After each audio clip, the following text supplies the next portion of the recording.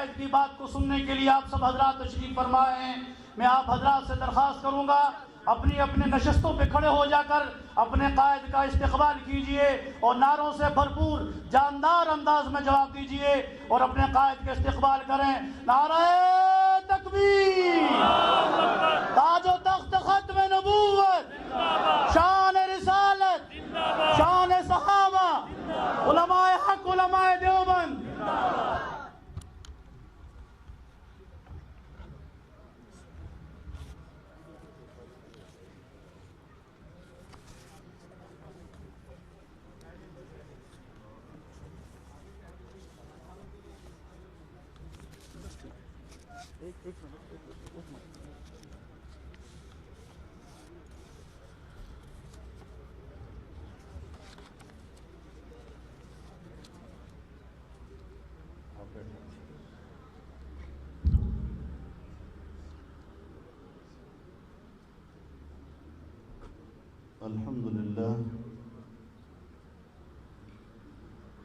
الحمد لله وكفى وسلام على عباده الذين اصطفى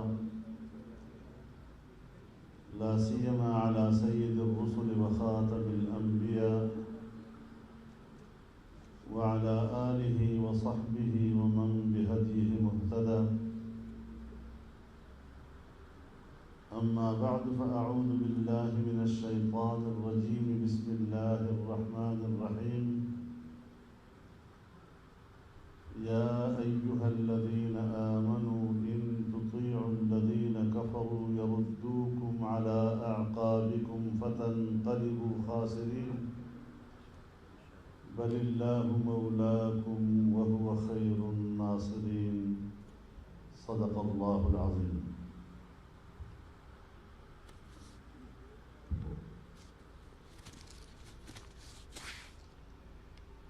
جناب صدر محترم،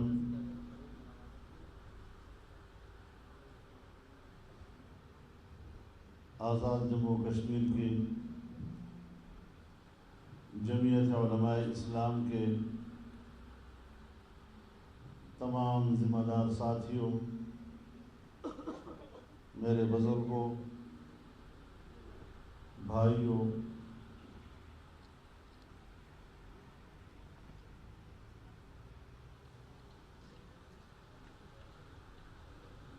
آپ نے جمعیت علماء اسلام آزاد کشمیر کی نئی تنظیم سازی کی ہے اور تمام اضلاع اور ڈویژنوں اور صوبے کے عہدیداران یہاں موجود ہیں.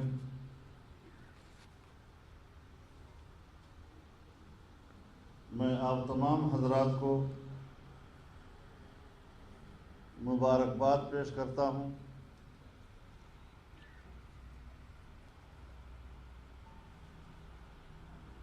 پاکستان کی جمعیت علماء اسلام نے کشمیر میں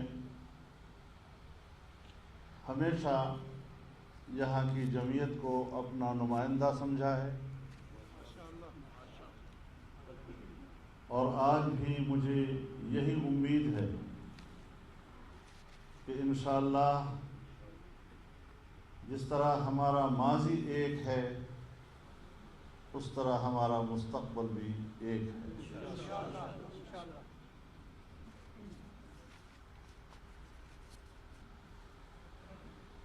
میرے محترم دوستو،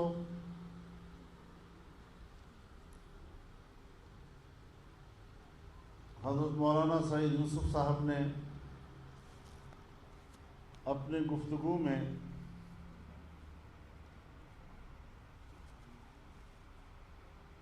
مودی سرکار کے مظالم کے خلاف پاکستان کے عمران خان سے شکوہ کیا کہ انہوں نے کوئی سفارتکاری کا فرض سر انجام نہیں دیا ہے. انہیں معلوم ہونا چاہیے کہ دنیا میں کچھ لوگ ایک کیٹیگری کے ہوتے ہیں. عالمی سطح پر ٹرمپ ہمارا عمران خان اور انڈیا کا مودی یہ ایک ہی کیٹیگری کے لوگ ہیں. یہ توقع رکھنا کہ وہ ان کا محاسبہ کریں گے، یہ تاریخ کے وہ مجرم ہیں کہ جنہوں نے کشمیر کو انڈیا کے حوالے کیا اور یہ کشمیر فروش اب مگرمچھ کے آنسو بھی بہا رہے ہیں.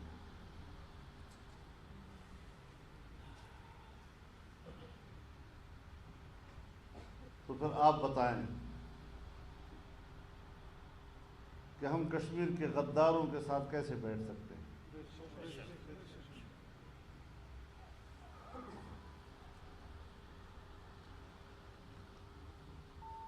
کشمیر پر ہمارا موقف ہمیشہ بڑا واضح رہا.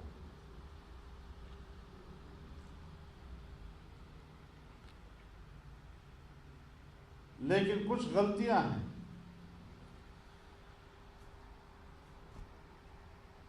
جو ریاستی سطح پر ہم سے ہوئی.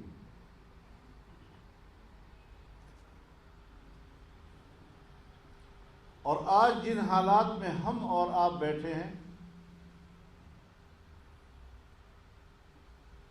ذرا تجزیہ کریں اس پہ کس قدر مماثلت ہے.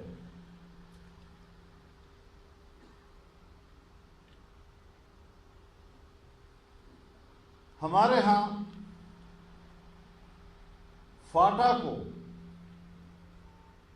دستوری لحاظ سے ایک خصوصی حیثیت حاصل تھی، اس کا اپنا ایک اسپیشل سٹیٹس تھا. انڈیا میں کشمیر کو ایک خصوصی حیثیت حاصل تھی اور ہندوستان کے آئین نے اس کو یہ خصوصی حیثیت اور اسپیشل سٹیٹس دیا تھا.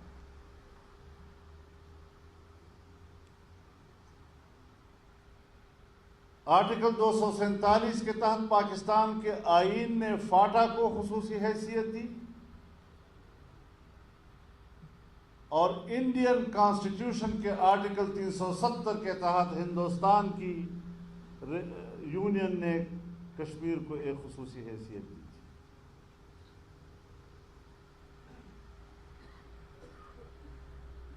ہمارے ہاں فاٹا میں آئین کی عملداری نہیں تھی.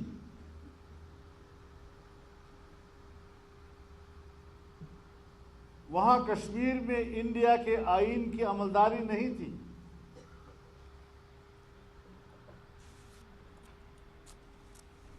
یہاں پاکستان کے چیف ایگزیکٹو کے اختیارات فاٹا میں نہیں تھے.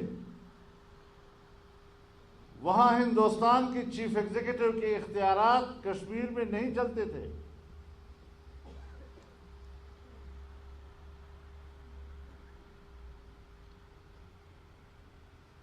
یہاں پر صدر مملکت گورنر خیبر پختونخوا کی وساطت سے فاٹا کے نظام کو چلاتا تھا اور وہاں پر ہندوستان کا صدر جمہوریہ کشمیر کی وزیر اعلیٰ کی وساطت سے نظام کو چلاتا تھا.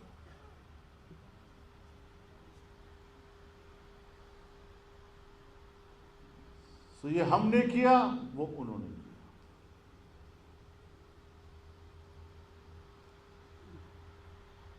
اور دونوں کو سرپرستی امریکہ کی حاصل تھی. یہ بین الاقوامی 9/11 کے بعد بین الاقوامی قوتوں کے دنیا میں جغرافیائی تبدیلیوں کا نقطۂ آغاز ہے.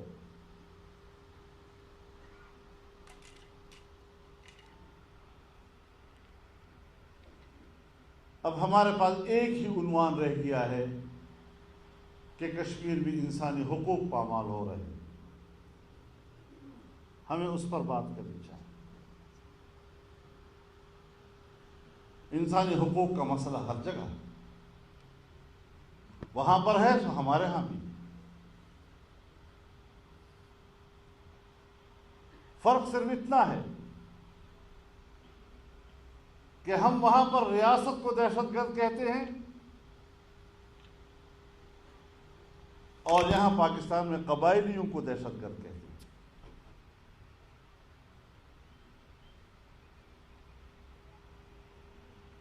اس صورتحال میں انصاف کہاں تلاش کیا جائے، اپنا رونا کہاں رویا جائے، کس کے سامنے فریاد رکھی جائے،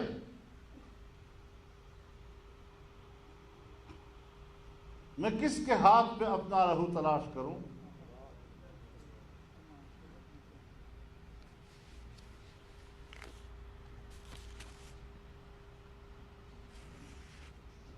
وہ کشمیری جو آنے والے مستقبل میں اپنی آزادی کا خواب دیکھ رہے تھے، آج ان کے آزادی کے خواب چکناچور ہو گئے۔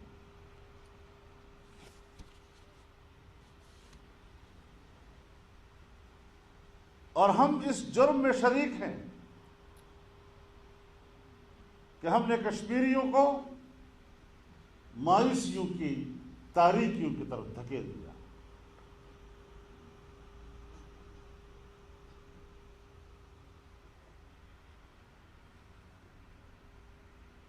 تو ایسی صورتحال میں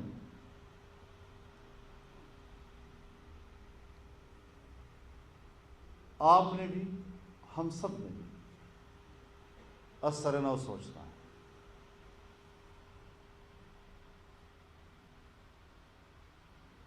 آج ہم ایک نیا موضوع اٹھا رہے ہیں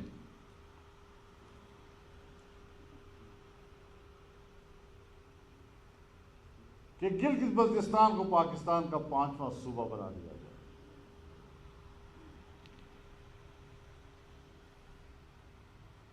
بظاہر تو بڑی خوبصورت بات ہے،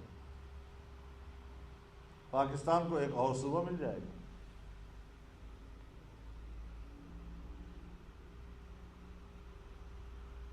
لیکن 72 سال سے کشمیر پر پاکستان کے اصولی موقف کا کیا بنے گا؟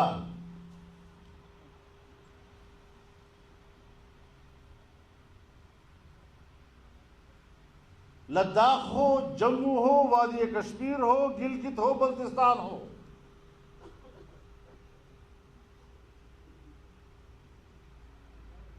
ہم نے اقوام متحدہ میں جو کشمیر کے نقشے داخل کیے ہیں، آپ اپنے ہی داخل کیے ہوئے ان نقشوں کا کیا کریں گے جس میں گلگت بلتستان کو آل جموں و کشمیر کا حصہ قرار دیا گیا ہے؟ اور یہاں آپ کے آزاد کشمیر کے ہائی کورٹ نے فیصلہ کیا تھا کہ گلگت بلتستان آزاد جموں و کشمیر کا حصہ ہے، جس کے خلاف اپیل ہوئی آپ ہی کی سپریم کورٹ میں، اور سپریم کورٹ نے کہا نہیں، یہ آل جموں و کشمیر کا حصہ ہے۔ اس سارے پس منظر کو سامنے رکھتے ہوئے اگر ہم اس طرح کی کوئی قدم اٹھانے کو جا رہے ہیں تو پھر ہندوستان اور پاکستان کے موقف میں فرق کیا ہوگا؟ یہ تو ہندوستان کہتا ہے کہ کشمیر ہمارا اٹوٹ انگ ہے، ہمارا انٹیگرل پارٹ ہے۔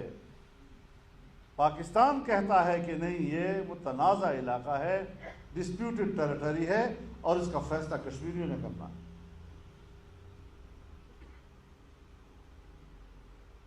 سو ہمیں بتایا جائے کہ ہم کہاں کھڑے ہیں، کس چوراہے پر ہم نے کشمیریوں کو لا کر کھڑا کر دیا ہے۔ 70 سال ہم نے ان کے خون پہ سیاست کی، 70 سال ہم نے ان کے ماؤں، بہنوں اور بیٹیوں کی عصمتوں پہ سیاست کی، 70 سال تک ہم نے ان کے چہروں سے ٹپکتا ہوا خون دنیا کو دکھایا اور کہا کہ ہم اس کشمیری کے لیے لڑ رہے ہیں.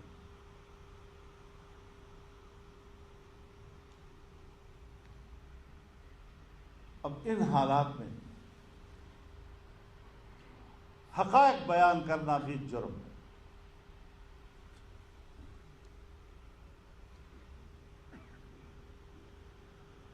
تو ہمیں سوچنا چاہیے کہ ہمارے ہاں جو دھاندلی زدہ حکومت لائی گئی ہے اس کے ذمے عالمی ایجنڈے کے تحت کچھ کام ہے.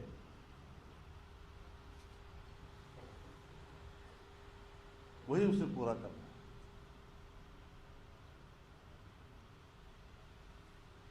سو ہم نے تو اول روز سے اس حکومت کو تسلیم ہی نہیں کیا.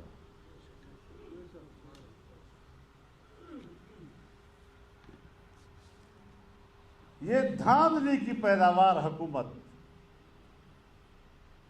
اور یہ بھی نہیں کہ جس نے دھاندلی کرائی ہے اس کے بارے میں ہم کوئی ڈاواڈول ہے اس کا نام نہیں لے سکتے. ڈنکی کی چوٹ کہتے ہیں تم نے دھاندلی کی.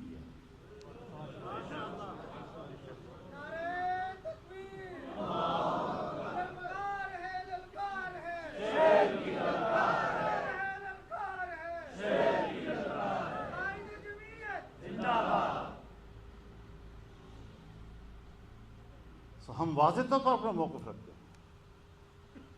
یہ دن تو گزر جائیں گے، آنے والی تاریخ تو لکھے گی کچھ. ہم آنے والی نسلوں کے سامنے شرمندہ نہیں ہونا چاہتے. تمہاری طرف سے اذیتیں برداشت کر لیں گے، تمہارا جبر برداشت کر لیں گے، تمہارے مظالم برداشت کر لیں گے، لیکن آنے والی تاریخ کے لیے سرخرو ہوں گے انشاءاللہ.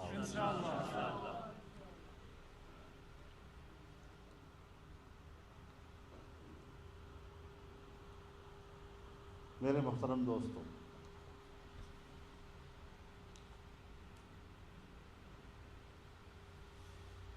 تو جنگ ہے سو پھر جنگ ہے. تم آج ہمارے خلاف جنگ چھیڑ رہے ہو، ہم پہلے دن سے آپ کے خلاف جنگ چھیڑ چکے ہیں. اگر آپ بھی جنگ کے میدان میں اترنے کے خواہش مند ہے، ست بسم اللہ. ہم نے تو پہلے سے کشتیاں جلائی ہوئی.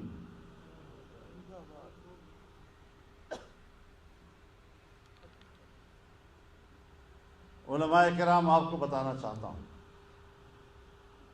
قیامت کے روز جب اٹھو، کم از کم اپنے اکابرین کے سامنے شرمندہ ہو کر نہ اٹھا کرو.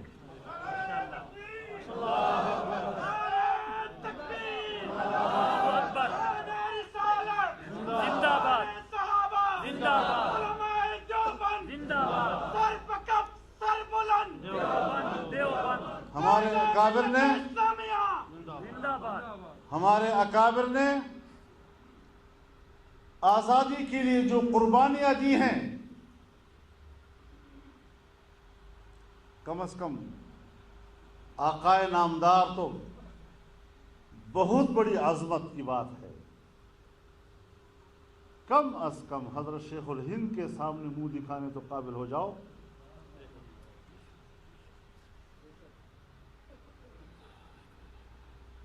اس لیے خوف کو قریب نہیں لانا.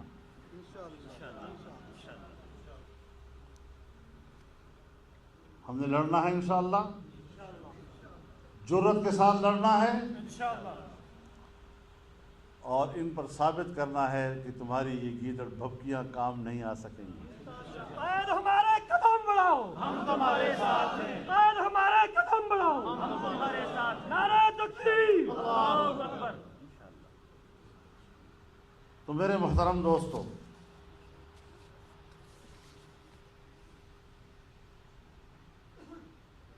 آج آپ دیکھ رہے ہیں ہمارے پاکستان میں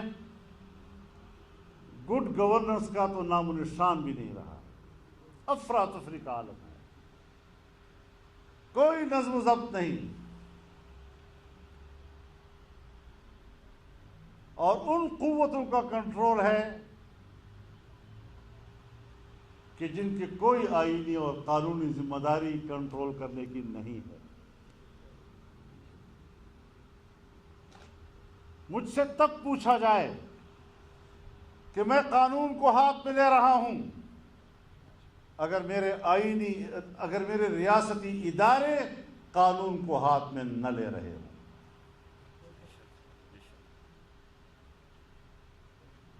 وہ آئین کو معطل کرتے ہیں، ان کے ہاتھوں آئین مفلوج ہو جاتا ہے، قانون کی کوئی حیثیت نہیں ان کی نظر میں۔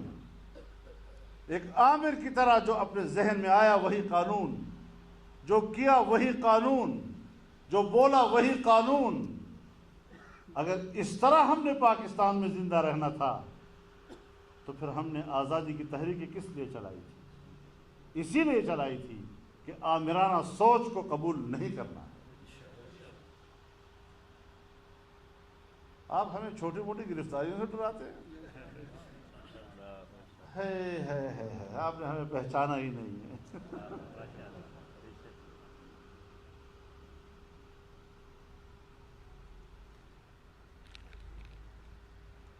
ہمیں نہ آزمایا کرو،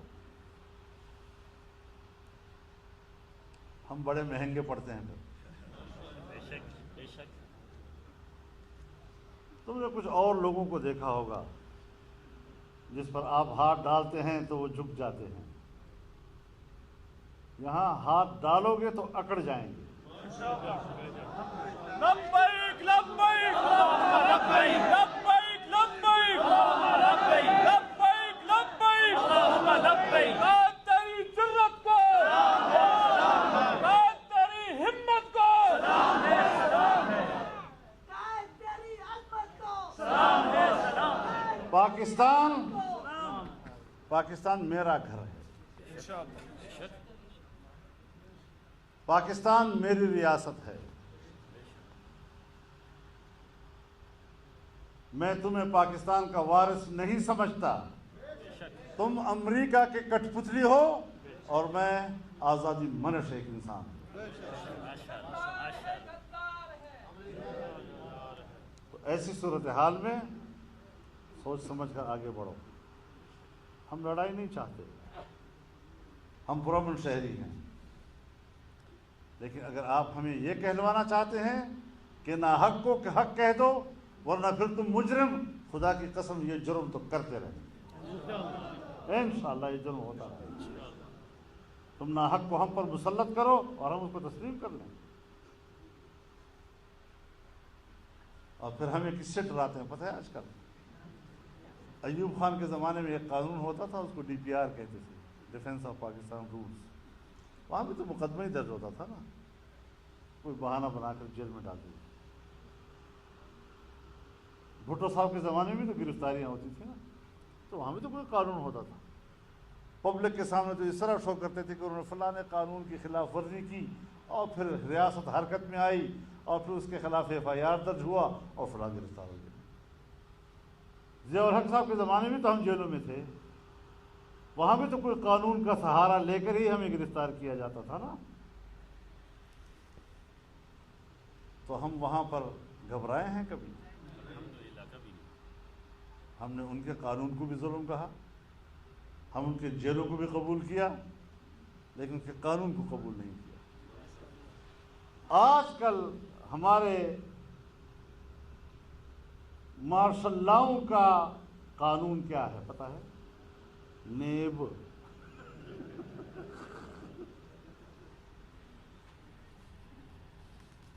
تو جس طرح ہم نے اس زمانے میں جبر کے قانون کو تسلیم نہیں کیا، ہم نے آج بھی تمہارے نیب کو تسلیم نہیں کیا۔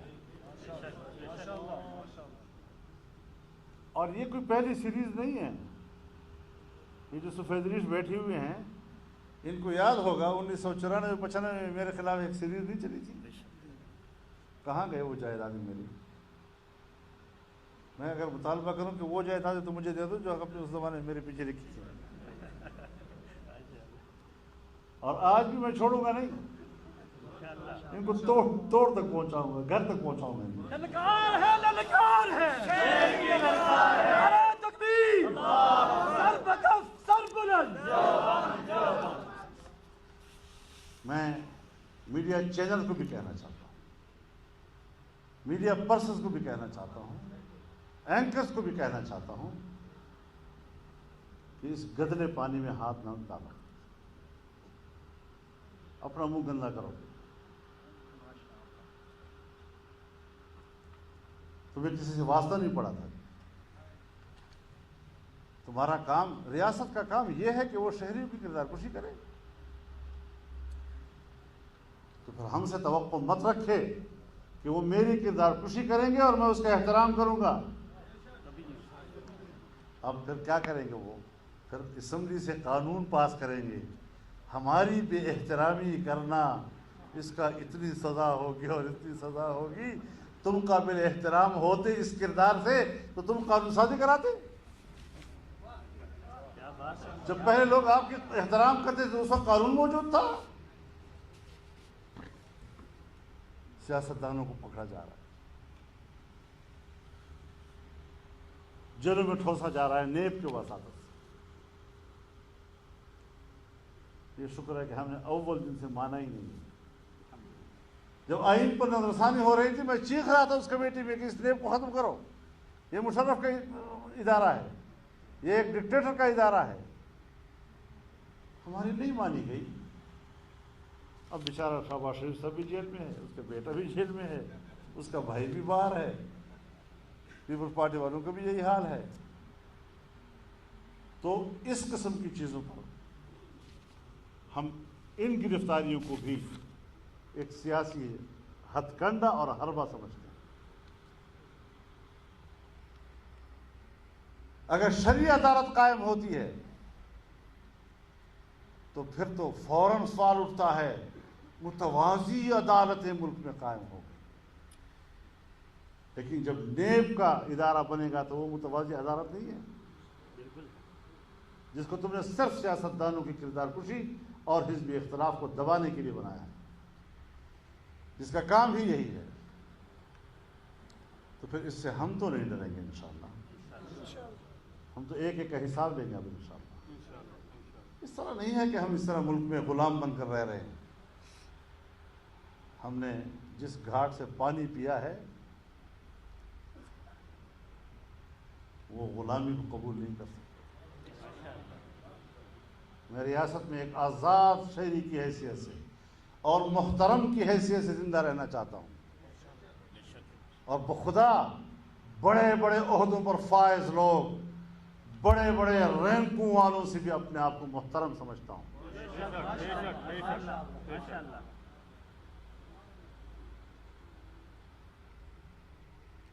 تو سیدھے ہو جاؤ. تو ہم تو پہلے سے سیدھے ہیں، اور اگر بگڑو گے تو پھر اگر ہم بگڑ گئے تو افغانستان میں امریکہ کا کیا حشر ہوا، خدا کی قسم یہاں تمہارا وہی حشر ہو جائے.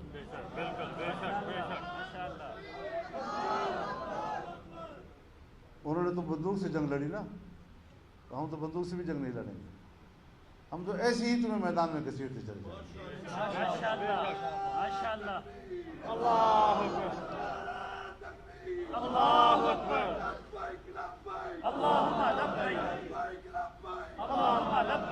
آپ مجھے بتائیں میرے دوستوں کہ یہ جو ابھی FATF کے تحت قانون سازی ہوئی ہے